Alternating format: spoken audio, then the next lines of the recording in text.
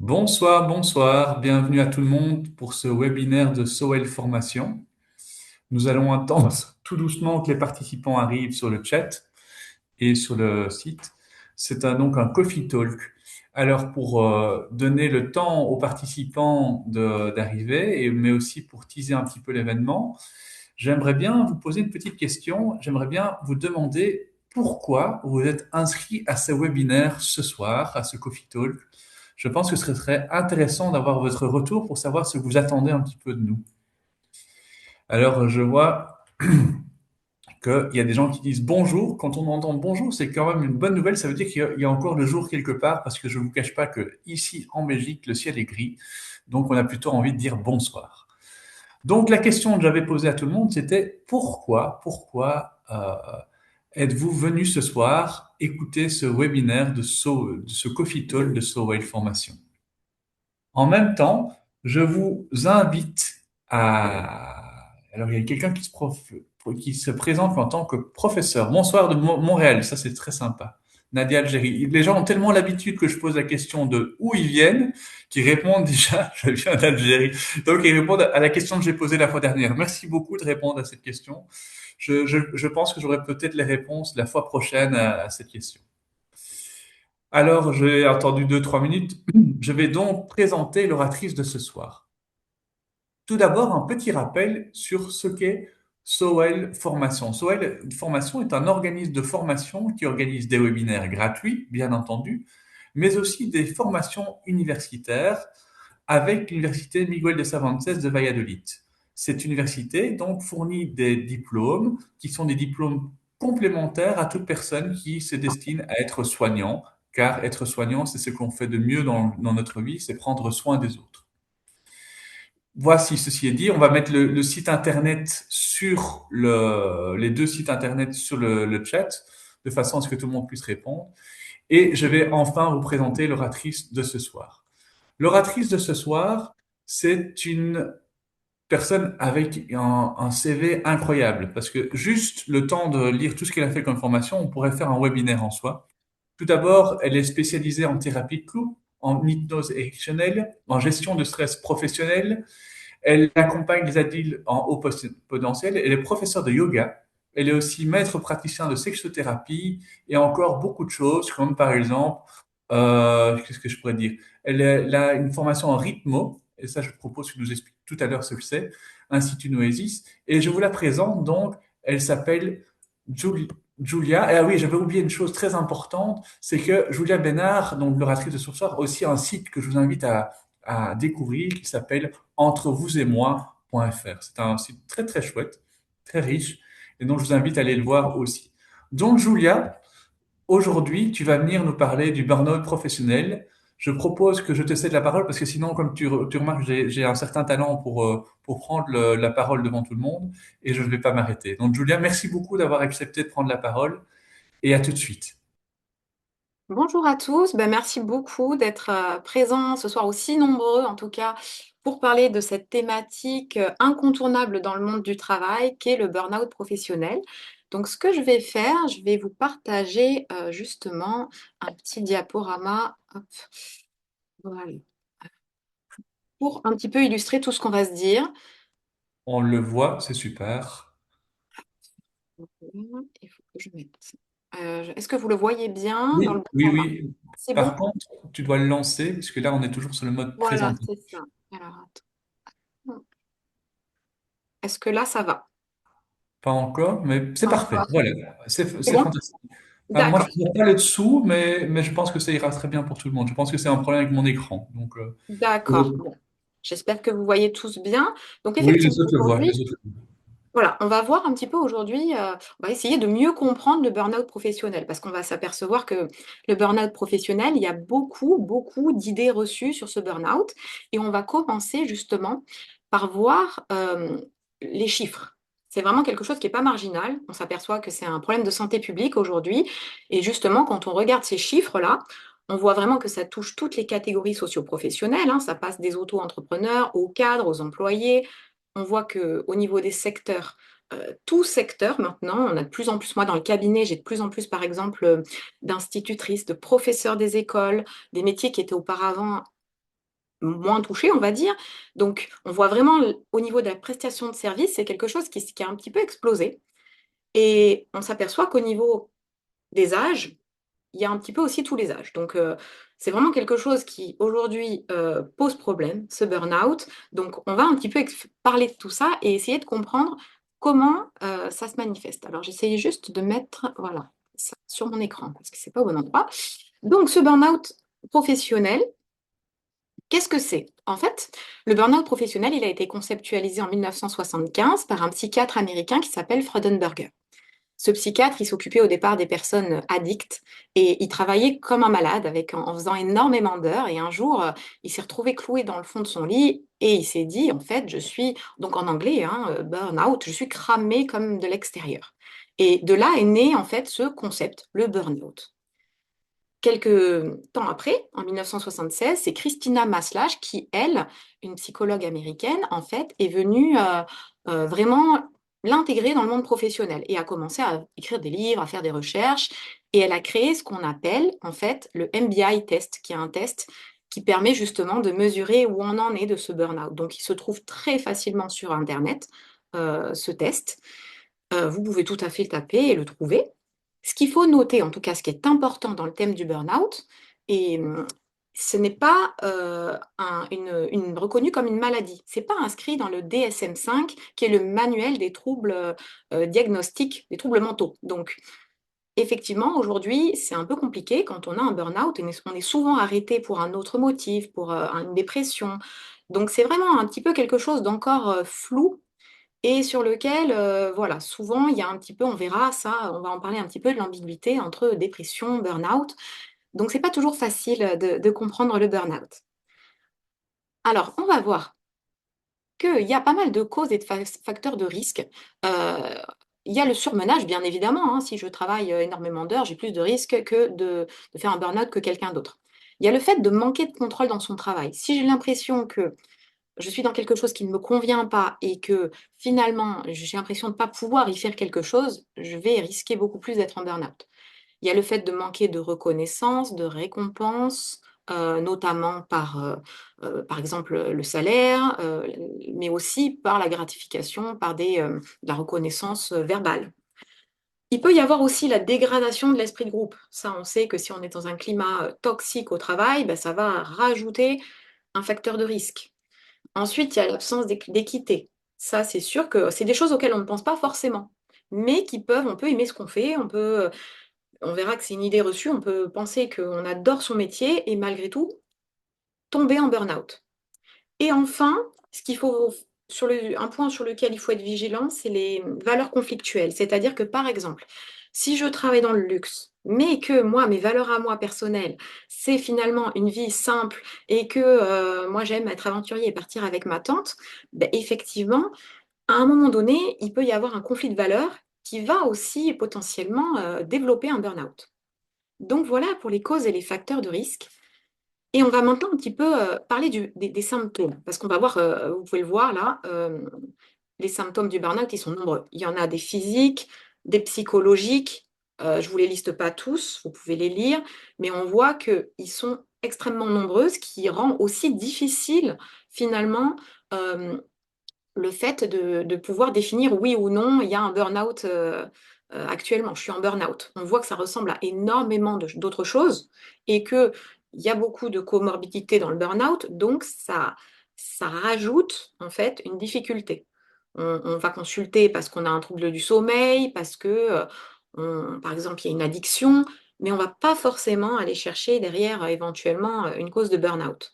Et les gens ne se plaignent pas toujours d'ailleurs dans le travail quand ils viennent en séance. Moi, c'est ce que je constate, c'est que il y a souvent, ils viennent souvent par exemple perte de confiance en soi, souvent troubles sexuels aussi. Il faut faire attention. Il y a un trouble dans la sexualité et quand il y a un trouble dans la sexualité, il faut toujours aller questionner justement l'environnement professionnel pour voir si euh, justement il n'y a pas derrière un burn-out en cours. Il faut vraiment retenir que ce qui est difficile dans le burn-out, c'est que ça s'installe de façon très progressive.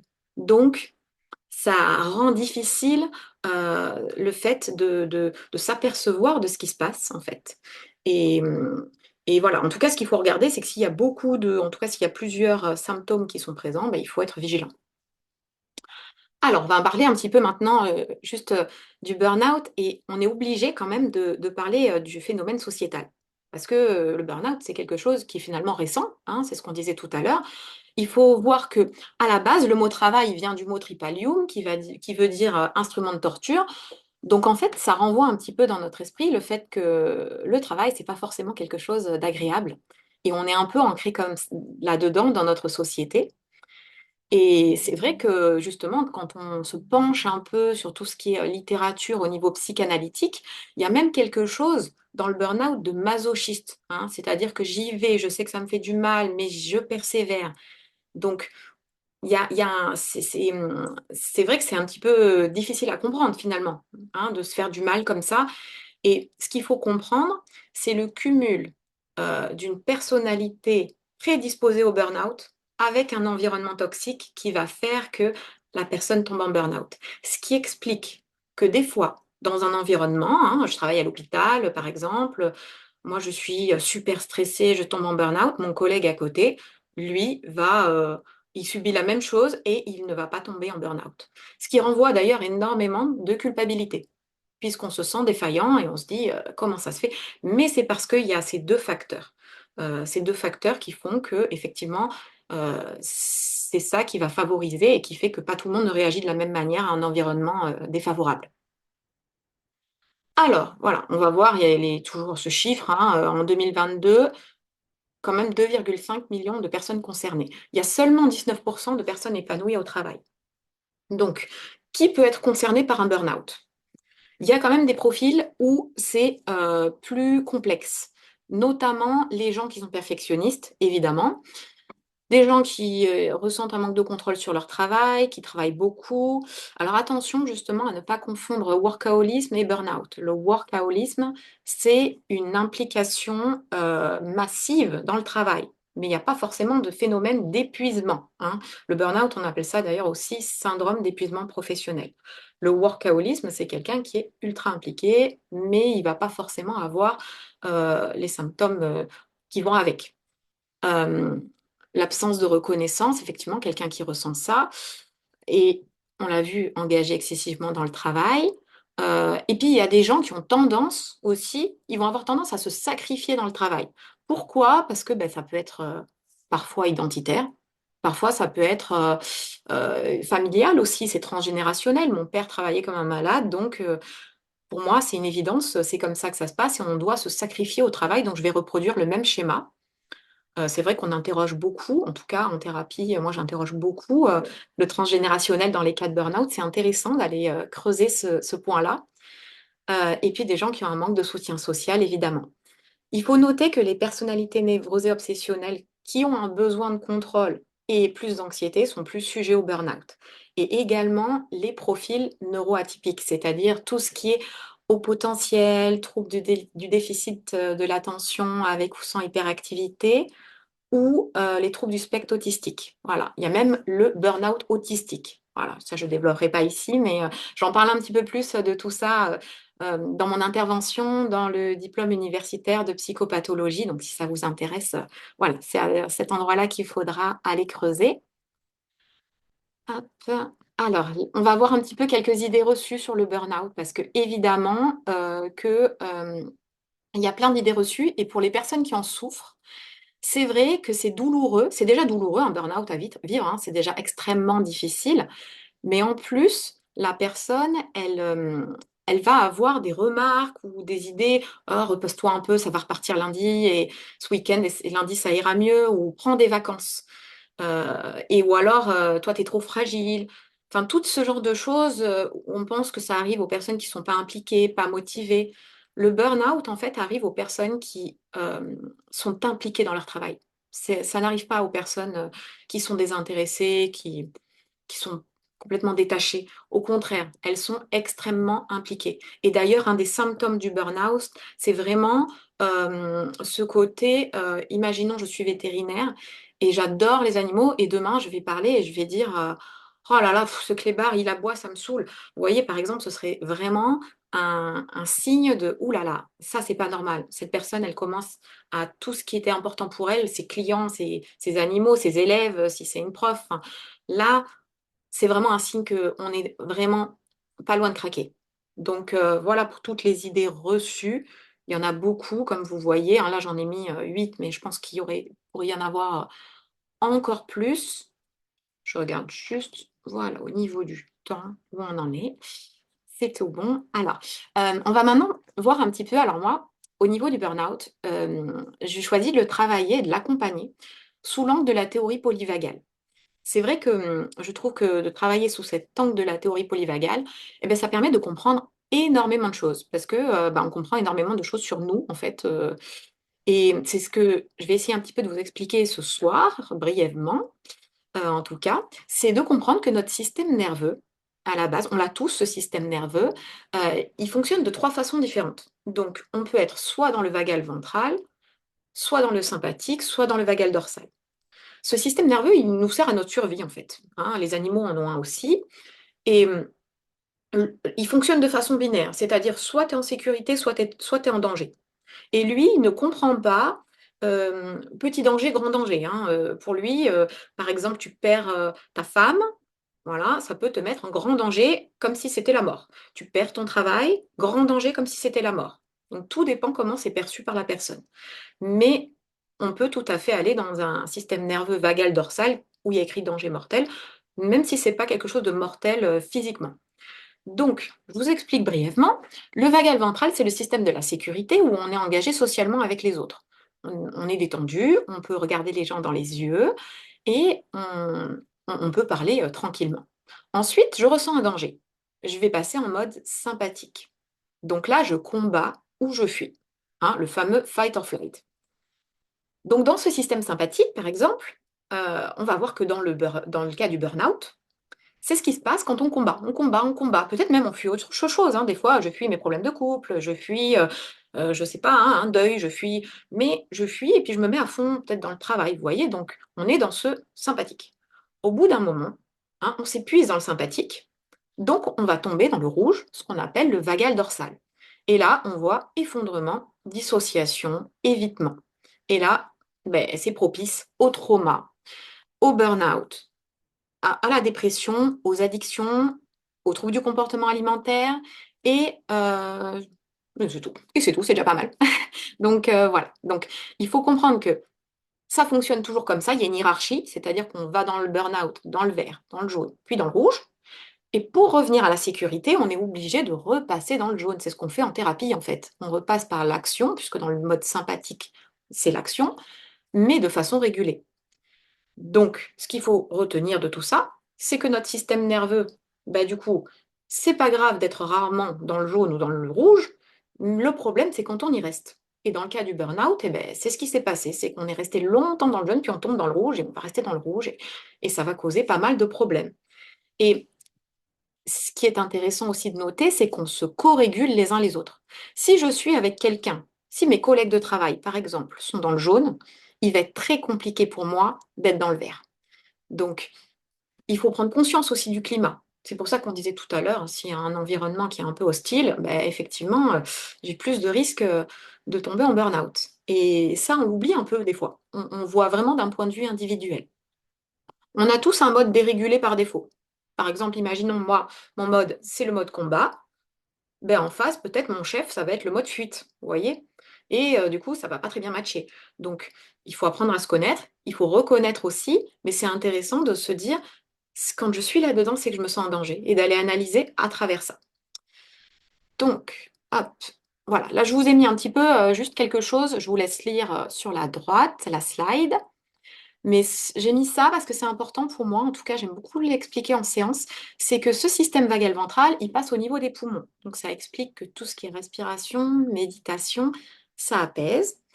Et le système vagal dorsal, lui, le système dans le rouge qu'on a vu tout à l'heure, hein, celui qui est vraiment je suis en danger, mortel, hein, c'est celui-là, il passe au niveau du système digestif. Donc ça régule le système digestif, mais également on peut voir du coup chez des gens des pertes de poids, des prises de poids, des problèmes digestifs hein, qui sont liés, voire des maladies de Crohn, enfin des choses qui se développent à force de rester dans ce vagal dorsal. Donc là, on va parler un petit peu de la théorie polyvagale et du burn-out. Donc c'est le docteur Didier Lechmia, c'est un docteur qui est vraiment spécialisé dans le burn-out, justement, il fait pas mal comment dire, euh, de recherche là-dessus. Et on va voir que, selon lui, en fait, il a expliqué le process du burn-out selon la théorie polyvagale, selon ces trois, justement, stades. Donc, on voit bien que il est tout à fait normal de ressentir du stress, mais en fait, effectivement, au bout de 3 mois, qu'est-ce qui se passe? Je ressens du stress. Et bien, au bout de 3 mois, le cortisol, il baisse plus. Donc, en fait, je vais passer dans ce qu'on appelle une phase de burn-in, c'est-à-dire, voilà, ça va commencer à être compliqué pour moi puisque je vais commencer à travailler en mode robot. Donc là, je vais au travail, voilà, je réfléchis plus, je fais. Cette phase, elle peut rester très longtemps, la phase de burn-in, hein. Et notre corps, on sait qu'il s'adapte au stress, donc on ne s'en rend pas forcément compte, hein, on sait que c'est le gros problème. Dans cette phase de burn-in, je ressens souvent de la colère ou de la culpabilité ou de la tristesse. Et ensuite, je passe en phase de bascule. Je frôle le burn-out. D'ailleurs, les gens viennent souvent en séance nous dire je fais un burn-out. Mais ils sont pas toujours en burn-out. Ils sont souvent en phase de burn-in, en phase de bascule, en fait. Donc, heureusement, d'ailleurs, que pas tout le monde va au bout du burn-out mais on a souvent des gens qui sont là-dedans, hein, on l'entend souvent, je frôle en burn-out. Ensuite, si bien sûr rien n'est fait, ben, qu'est-ce qui se passe? C'est au niveau, en fait, on voit bien là que c'est au niveau hormonal que ça se passe. C'est-à-dire qu'à un moment donné, j'arrive, le cortisol et l'adrénaline, ils chutent, et là, passe en phase de rupture, je suis en totale démotivation de mon travail. Vraiment, là, c'est compliqué. Et vient la phase d'effondrement avec la somatisation, où je commence à crise d'angoisse, problèmes de santé, hein, je peux on voit des AIT, on voit plein de choses. Les problèmes de santé peuvent être nombreux, hein, des maux de tête, des choses. Et là, par contre, arrêt de travail, puisque ça devient compliqué. Donc on voit bien ce process-là, qui est un peu insidieux, qui se déroule. Hop, je n'arrive pas à passer ma slide. D'accord, pourquoi? Ok, alors attendez. Hop, il y a un problème avec ma slide. Ah, c'est bon, voilà. Alors, euh, il est important justement, dans le burn-out, j'en parlais tout à l'heure, qu'il y a pas mal de comorbidités et de faire le diagnostic différentiel. Donc, c'est vraiment important d'être bien accompagné. Et en tant que thérapeute, c'est vraiment important aussi pour nous. Je le développe ça justement dans mon intervention de diplôme universitaire, en tout cas d'orienter vers les bonnes personnes, d'avoir un accompagnement qui est global et qui est complet, parce que on confond souvent burn-out, dépression. C'est deux choses différentes. La dépression, elle est endogène, hein, elle est propre à l'individu. Le burn-out, il est exogène, c'est-à-dire que quand on va sortir l'individu de son environnement professionnel, l'individu, lui, il va pouvoir aller mieux en fait. Alors que dans la dépression, c'est pas le cas. Par contre, on peut bien sûr avoir un burn-out plus une dépression, ce qui rajoute de la complexité. Il est important aussi de différencier le burn-out du trauma, parce que ça peut être un trauma. Il peut y avoir de l'évitement phobique. J'avais une cliente qui, par exemple, dès qu'elle voyait une croix de pharmacie, elle avait un souci avec une pharmacie, ben, dès qu'elle voyait cette croix, c'était compliqué pour elle. Ça lui faisait une crise d'angoisse. Donc, on voit l'évitement phobique. Après, elle évitait de passer devant les lieux de son travail ou les pharmacies. Il peut y avoir des flashbacks, il peut y avoir évidemment des cauchemars. Donc, dans ces cas-là, c'est encore un autre travail et un autre accompagnement. Justement, on parlait tout à l'heure du rythmo. Moi, je travaille avec le rythmo qui est inspiré de l'EMDR dans le cas d'un burn-out qui serait traumatique. Donc, ça, c'est important. Et il faut bien faire attention aussi à différencier le burn-out professionnel du trauma vicariant, surtout pour les thérapeutes. Parce que le trauma vicariant, c'est un trauma par procuration qui est, c'est pas du tout le même process en fait. Et c'est plus, j'ai entendu, j'ai accompagné et ça m'a profondément choqué, mais ça n'est pas le même process. Donc il faut faire attention à tout ça, il faut bien différencier quand quelqu'un arrive et dit je suis épuisé, je suis peut-être en burn-out, il faut vraiment aller regarder.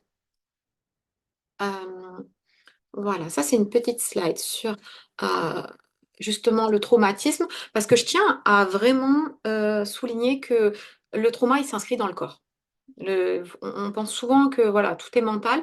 Non, il y a vraiment un travail sur le corps à faire dans le burn-out parce que ce corps, il est resté bloqué quelque part et c'est super important d'aller voir, par exemple, s'il y a un cas de burn-out traumatique, est-ce qu'il y a des troubles de la neuroception?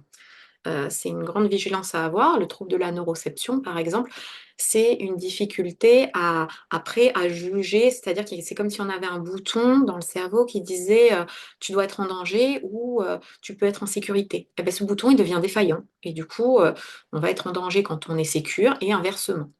Donc, faire vraiment attention à tout ça, si ça vous touche, en tout cas, de regarder parce qu'il peut y avoir quelque chose de traumatique et d'aller travailler d'une autre façon. Alors, les signes qui doivent alerter. Voilà. Euh, donc les signes qui doivent alerter, vous voyez, il y a effectivement l'état de fatigue persistante. Ça, regardez, si vous revenez de congé et que vous êtes toujours aussi fatigué, déjà, bon, c'est pas bon signe. On l'a vu, la baisse de motivation au travail. Si vraiment je sens que mon implication, là où j'étais à fond, d'un coup ça baisse, ou je me reconnais pas par rapport aux années précédentes, il faut faire vraiment attention. Et le ressenti de manque aussi, de reconnaissance au travail, si quelqu'un dit c'est pas possible, par rapport à ce que je suis payée, oh là là, ou alors ah, mon chef il est jamais content, voilà, j'ai passé la soirée dessus et rien à faire. Ça, faut vraiment, vraiment être vigilant là-dessus. Euh, Ensuite, bah, si vous avez un, un- un collègue, un membre de la famille qui ressent de l'inquiétude, de l'anxiété, bah, il faut peut-être lui dire comment ça va, enfin peut-être questionner. Ça aussi, c'est quelque chose d'un peu difficile parce que on comprend bien dans la phase de burn-in, la phase dont je vous montrais tout à l'heure, hein, cette phase qui précède, on voit bien que l'accompagnement ne va pas du tout être le même. L'accompagnement en phase de burn-out et de burn-in est complètement différent. Dans la phase de burn-in, la personne, elle n'est pas encore tombée, elle est un peu sur un fil et elle a la tête dans le guidon, elle n'a pas du tout envie d'arrêter. Donc elle vient nous consulter et déjà si elle vient et puis elle nous dit ça va pas, mais je suis pas du tout prête de lever le pied. Donc c'est tout un accompagnement. Freud, il appelle ça la réaction négative thérapeutique. Et c'est vraiment quelque chose où on doit travailler pour mettre en confiance. Il ne faut pas forcément chercher à arrêter la personne, il va falloir plus travailler de façon identitaire. Et plutôt, moi je travaille beaucoup en systémie. Que représente pour vous ce travail? Qu'est-ce qui se passe si vous le perdez? Parce que si jamais on est dans le ralenti, bon, la personne, elle ne peut pas. Elle ne peut pas, il y a quelque chose de très fort. Et ça va être compliqué de travailler comme ça. Elle le sait qu'elle devrait, de toute manière, mais on voit bien que l'inconscient, lui, il est au taquet. Hein. Il faut plus travailler sur les peurs, sur l'identité, sur le rapport au travail, que de simplement dire arrêtez. Ça ne sert à rien. Donc ensuite, je continue sur les troubles du sommeil, qui doivent aussi être un point de vigilance. On l'a vu, les symptômes physiques. Les troubles de l'humeur, hein, quelqu'un qui passe d'une humeur joyeuse le matin à juste après, bah, ça, ouais, non, d'un coup, je suis énervée. Ça aussi, c'est vrai que l'irritabilité, c'est quelque chose euh, qui doit un petit peu alerter. Et si vous avez un quelconque doute, allez faire le MBI test en ligne. Vous tapez MBI test sur Google, vous le faites et vous verrez, il y a trois, en fait, il y a trois, comment dire, pôles, si on peut dire. On peut être épuisement professionnel, dépersonnalisation et accomplissement personnel. Des fois, on va être à un score très bas dans les trois. Bon, bah, c'est qu'on est en burn-out bien prononcé. Des fois, il y a une chose, par exemple, je vais être que en épuisement pro, mais par contre, je suis pas dépersonnalisée. Hein, j'ai encore un rapport avec mes clients, avec mes élèves qui est encore présent.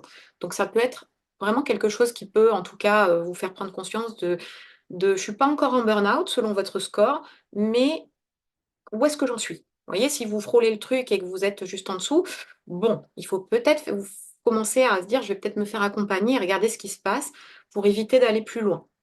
Parce que ce qu'il faut comprendre, c'est que les gens, ils ont peur, ils ont énormément peur quand ils sont en burn-in de qu'on leur dise arrête. Donc en fait, c'est vrai que des fois de dire le but, c'est peut-être pas d'arrêter, c'est de faire différemment. Voilà, de voir un petit peu ce qui se passe. Donc, hop, sur ça, là, je vais vous parler de la suite du burn-out. Donc, le burn-out, effectivement, il faut parler du après et le suivi. En général, le suivi doit être prolongé parce que, il y a énormément de taux de rechute, hein, entre 25 et 40% selon les études, mais je pense que c'est plus 40% en tout cas. Donc, c'est hyper important d'être bien accompagné pour un burn-out. D'être bien accompagné à la fois voilà, par un médecin, enfin, voilà, par différentes personnes pour un suivi.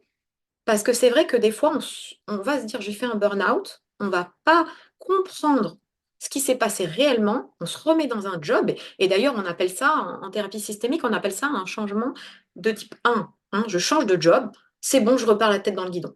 Donc en gros, j'ai pas fait le changement profond de qu'est-ce qui se passe, je me mets à corps perdu dans ce travail, quitte à m'y perdre. Donc, c'est là où il faut un changement qu'on appelle en thérapie systémique de type 2, un changement profond à l'intérieur qui est, j'ai pas forcément besoin de changer de job, hein. Certaines personnes vont rester, moi j'ai accompagné des gens, ils sont restés dans leur structure, ils ont pu poser des limites, ils ont pu, voilà, ils ont pu travailler sur eux-mêmes pour du coup effectuer des changements intérieurs importants et ils vont très bien aujourd'hui. Donc, mais par contre, il y a eu un réel travail profond sur voilà, pourquoi je ne me suis pas écoutée, qu'est-ce qui s'est passé à l'intérieur, pourquoi je m'épuise finalement là-dedans.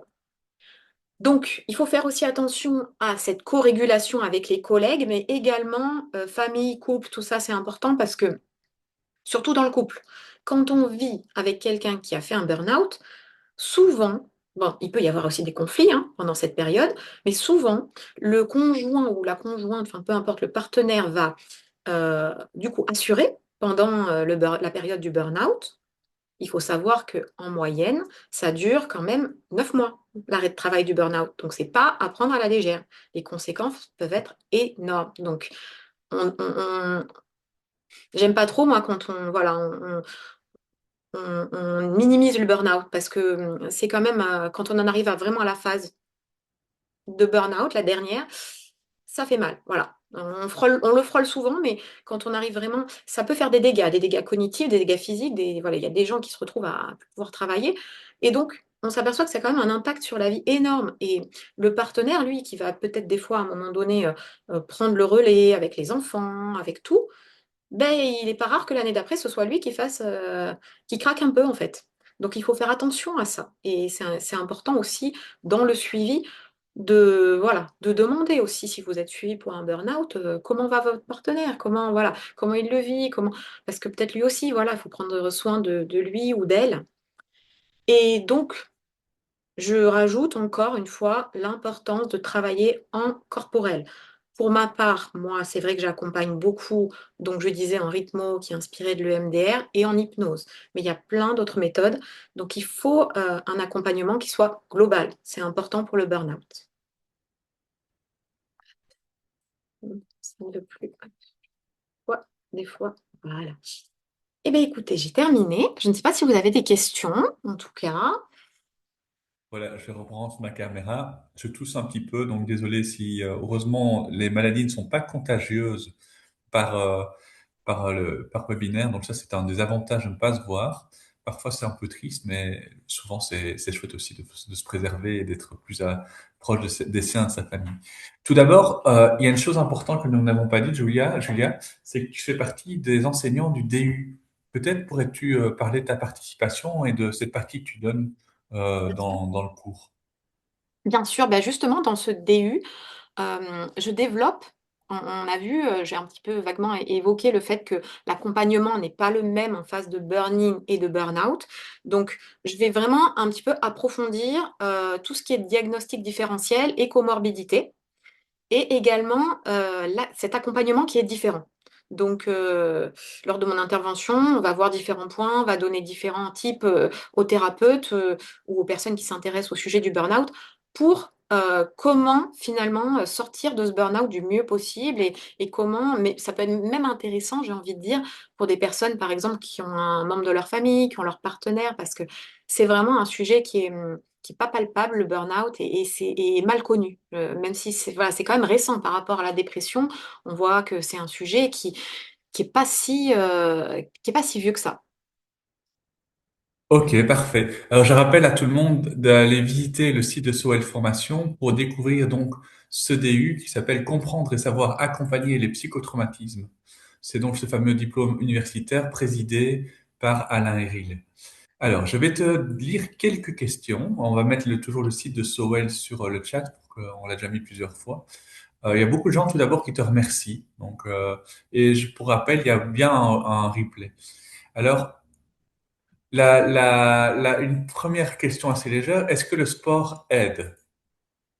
Alors, tout à fait, le sport aide. Pourquoi? Parce qu'il participe à la régulation du système nerveux. Donc, ce qu'on a vu dans mon schéma de la théorie polyvagale, effectivement, alors il faut peut-être pas, là où il faut peut-être pas, c'est se lancer dans des trucs du genre un Ironman, parce que on va voir que ça va activer quand même le système nerveux sympathique.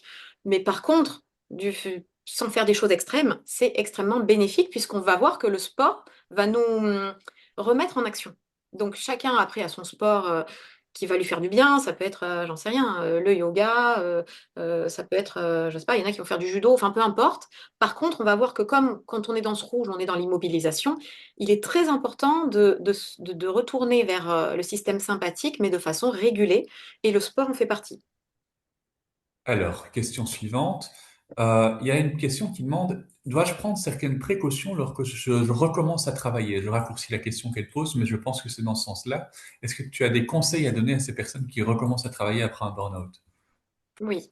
Alors, moi, je pense que le suivi déjà au niveau thérapeutique, il doit être vraiment important à ce moment-là. Donc, il faut pas arrêter parce que des fois, les gens ont tendance à dire, bon, c'est bon, je vais mieux, j'arrête. Je pense qu'au contraire, il faut attendre un petit peu. Et ce qu'il faut regarder, c'est est-ce que la personne maintenant arrive à poser ses limites? Et ce qui est important de noter aussi, c'est qu'on a parlé tout à l'heure de troubles de la neuroception. Le système nerveux, il va pouvoir, quand on retourne au travail, des fois être un peu... C'est-à-dire, dès qu'on en fait à peine trop, bam, il s'affole, et puis, je sais pas, une insomnie, un petit peu d'angoisse. Donc ça, c'est pas grave du tout. Il faut par contre continuer, je pense, l'accompagnement parce que ça vient dire qu'il y a quand même encore des choses à travailler. Mais c'est parce que le système nerveux, comme il n'a pas été écouté pendant des mois, voire des années, eh ben à ce moment-là, lui, il dit eh oh là, retire pas sur la corde. Donc il s'affole. Et c'est tout à fait normal. Donc c'est vrai que des fois, à peine on va faire un peu plus, il peut y avoir des symptômes. Et ça peut choquer. La personne elle dit, oh là là, mais je vais pas pouvoir travailler comme avant.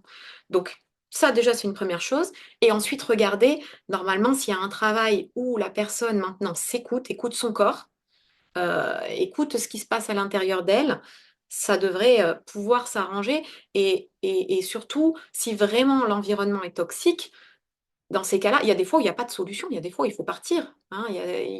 C'est au cas par cas, mais vraiment, si on voit que le corps recommence à vraiment repartir mal, bon, ben, je pense qu'il faut se rendre à l'évidence que c'est compliqué en fait. Et donc c'est plutôt voilà, être à l'écoute de son corps, être à l'écoute de ce qui se passe. Si on a une émotion, qu'est-ce qu'elle veut dire cette émotion? Si je ressens de la colère envers ma chef, bon, est-ce que simplement, je sais pas, elle est de mauvaise humeur ou est-ce que réellement il y a encore quelque chose qui me travaille profondément et sur lequel je suis dénigrée? Enfin, voilà. Mais je pense que généralement, quand les gens reprennent et qu'il y a un bon accompagnement, ils sont quand même, ce qui leur fait le plus peur, c'est plutôt le côté phobique du lieu ou de revoir une personne qui a été, qui les a touchés. Voilà, c'est plutôt ça, moi, que j'ai remarqué qui pose problème. Mais après, avec un bon accompagnement à ce moment-là, avec peut-être des séances un peu rapprochées des premiers jours, on va dire, on arrive à vite voir si c'est suffisant. Et après, moi, j'ai eu des fois des personnes aussi qui sont retournées en arrêt. Ils sont retournés et finalement, au bout de quelques jours, ils ont dit non, c'est pas le moment. Donc voilà, ça peut être aussi possible. Je parle d'un témoignage personnel. Moi, j'avais une assistante qui avait fait un burn-out. Elle était revenue avec des phrases magiques. Et c'était assez chouette, finalement. Elle a des phrases toutes faites pour dire quand ça n'allait pas. Je trouvais ça très intéressant. Elle arrivait à exprimer son stress d'une autre façon. C'était vraiment chouette. Alors, il y a une personne qui demande comment faire la différence entre une dépression et un burn-out? Comment distinguer? Oui, ben, on en a un petit peu parlé Je pense, oui. dans le PowerPoint, justement. Effectivement, on a vu. Alors, les deux peuvent s'ajouter, hein, donc on a vu que ça complexifie. Ça, effectivement, le médecin va faire le diagnostic. Mais c'est vrai que le burn-out, s'il y a seulement un burn-out, la personne, elle peut ne pas être triste, elle peut tout à fait être bien en dehors de son environnement professionnel. Alors que dépression, c'est vraiment endogène. C'est partout où je suis, je vais avoir ce ressenti de tristesse, de vide, voilà, de mal-être. Dans le cas du burn-out, dès qu'on isole et qu'on enlève de l'environnement professionnel, enfin, pas dès le lendemain, mais je veux dire, au bout de quelques jours, quelques semaines, ça va mieux. Donc, c'est ça qui fait aussi la différence entre les deux. C'est que l'un est endogène, l'autre est exogène. Je vais couper mon micro, parfait. Alors, on ne pourra pas évidemment poser les questions à tout le monde. J'en propose une dernière, et puis après ça, ben, j'invite les gens à s'inscrire à ce fameux DU hein, sur le psychotrauma. Et alors, la dernière question, c'est comment faire la distinction entre un burn-out professionnel et un burn-out amoureux ou un burn-out parental, où il y a différents types de burn-out. Comment est-ce que on est amené à faire la différence entre ces différents burn-out finalement? Eh ben, ça, vous pouvez faire des tests. Alors déjà, il y a le MBA test. Les deux peuvent se cumuler, c'est toujours pareil, hein, on peut être épuisé. Mais c'est vrai que vous pouvez faire des tests en ligne. Il y en a un sur le burn-out familial. Je n'ai pas le lien, là, je suis désolée, je n'ai pas le site, je ne me rappelle plus. Mais ça existe aussi. Ça permet de voir aussi si jamais je coche les cases dans les deux ou si c'est l'un et puis du coup je suis fatiguée au travail parce que au niveau familial, ça c'est vrai qu'en thérapie on va aller un petit peu creuser qu'est-ce qui se passe. Et puis aussi ce qui est important c'est euh, la synchronicité des événements. Qu'est-ce qui s'est passé? Est-ce que nous, thérapeutes, on interroge beaucoup l'ordre des choses, on va dire, d'accord, ça a commencé comment, quand, qu'est-ce qui s'est passé avant. Et ça nous donne beaucoup d'éléments pour dire, d'accord, donc ça a commencé, j'en sais rien, vous avez un problème avec votre enfant, votre fils, ok, et après, ça a été compliqué au travail. Donc, bon, voilà, déjà, ça peut nous donner un élément. Le début a peut-être commencé d'un point de vue familial, et puis après, peut-être, ça s'est élargi.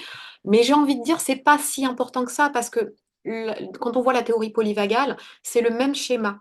C'est souvent on s'est oublié, on s'est sacrifié, ou alors on se sent dépassé. Donc finalement, le système de guérison, il est un peu le même. Même si dans le schéma familial, il faudra peut-être faire des séances de thérapie familiale, moi ça m'arrive, du coup, de prendre la famille dans ces cas-là. Mais on travaille un peu en globalité, en fait. Hein. On essaye de... Et on fait surtout par ordre de priorité, c'est-à-dire qu'on va dire, bon, la priorité, ok, c'est quoi là aujourd'hui? Est-ce qu'il y a besoin que la personne, je sais pas, voit un médecin, se mette en arrêt? Ou est-ce que vraiment familialement, si déjà ça s'apaise, en fait, il faut se poser ces questions-là. Est-ce que si ça s'apaise dans le niveau familial, déjà vous seriez mieux. Si la personne elle dit ah oui, oui, oui, alors on va plus travailler d'abord sur la famille. Donc voilà.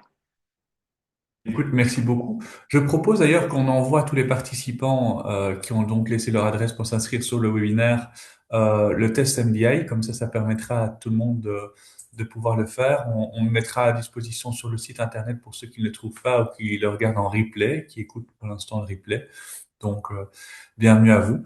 Et je voulais te remercier, Julia, pardon, j'ai toujours c'était une chanson préférée des Beatles, donc j'ai toujours du mal à dire Julia sans penser à Julia. Merci beaucoup pour ce fantastique webinaire. En tout cas, on a un grand niveau de satisfaction. C'est excellent. On a rarement entendu merci. Donc, merci beaucoup à toi. Je voudrais remercier aussi Kevin qui nous accompagne toujours dans l'ombre et à Géraldine qui est aussi dans l'ombre pour ce merveilleux travail ainsi qu'Alain et pour tout à l'heure sa présence au démarrage. Je vous souhaite à tous une belle soirée. Je vous rappelle que le DU de traumatologie, la date limite d'inscription, c'est le 8 avril, donc dépêchez-vous. Et ceci dit, je dis ça de façon très subtile, on est presque plein. Donc il ne reste plus beaucoup de place. Donc si vous voulez inscrire, il reste 6 jours, mais 6 jours, parfois, ça suffit à dire désolé, attendez jusqu'à la fois prochaine. Donc dépêchez-vous. Et ben voilà, félicitations à tout le monde et à très bientôt pour le prochain webinaire. Je ne sais pas quand est la date, j'ai oublié, c'est quand. On regarde vite. Allez, on regarde ensemble, comme ça, on va vite trouver la date du prochain webinaire. les gens seront, hop, hop, hop, hop. C'est ma faute, je suis négligent, parfois je suis un petit peu distrait. Le prochain webinaire, ce sera a priori, mardi 5 mai, et ce sera avec Annie Schurzgerts, c'est bien belge ça. Balance ton stress. Je vous laisserai prononcer ça un petit peu comme vous voulez, mais en tout cas, ce sera fantastique parce que c'est vraiment une oratrice aussi d'exception. Je vous souhaite à tous une belle soirée et je vous dis à bientôt.